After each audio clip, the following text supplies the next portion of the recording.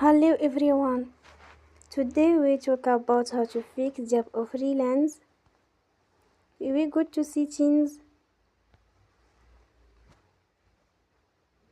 Then we click on apps. After that you will search the app Relens and you will click. You will on force stop. After that you will go to storage. Then we click on clear cache.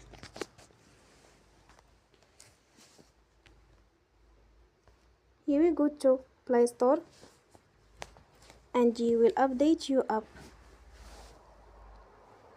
Don't forget to support us by like and subscribe. See you next time and thank you for watching.